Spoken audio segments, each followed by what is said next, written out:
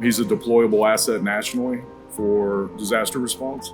The bulk of his work has been missing people searches. He's been out 64 times now, including hurricane and tornado deployments. He's always performed at a really high level for me. Directly and indirectly on a lot of the searches he's been on, he's helped send dozens of people home to their families.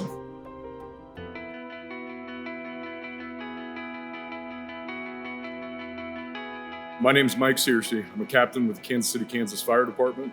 I'm also the search and rescue canine handler for KCKFD. And this is my partner, Zoom.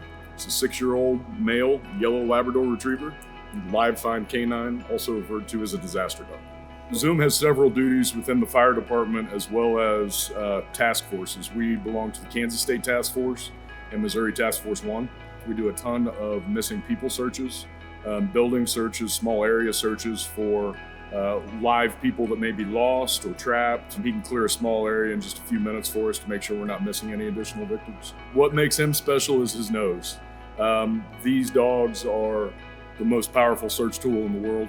There's no technology that can match one of these dogs' noses. They can cover an immense amount of ground that would take human rescuers much more time, much more manpower. Quite often when we're doing missing person searches, he's able to clear acres upon acres of woods, open ground in minutes compared to what would take potentially a lot longer with a lot more human rescuers. So Zoom is from a place called Ground Zero Emergency Training Center in Tuttle, Oklahoma. It's a nonprofit that was started by Becky and Barry Switzer. And what they do is they breed these dogs, begin their training, and then find handlers across the country to get the dogs to. Right now, I think we've got Ground Zero dogs in around 18 states. We have 3 in Kansas, and Zoom is the Kansas City area's Ground Zero dog. So Zoom's been with me about 4 years now. We went in service in March of 2019 after he passed his first certification test. Since then, he's taken 5 more certification tests. He's never failed. He's non-scent specific.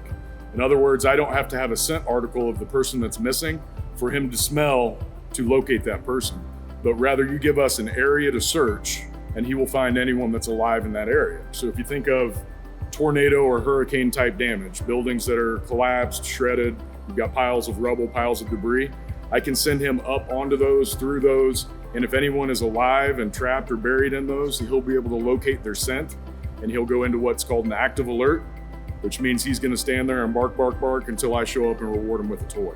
And it's happened in many instances, especially on our missing person searches.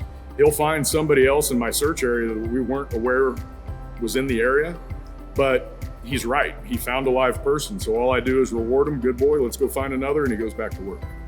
He can work off of a boat in flood conditions. He's very comfortable on rope.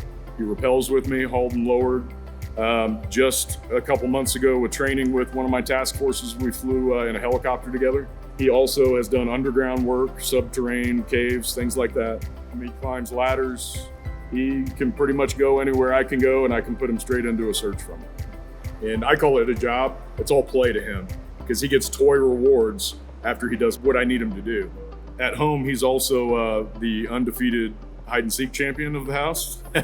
My daughter does not like when I use him in hide and seek because she says it's cheating, but he's still undefeated.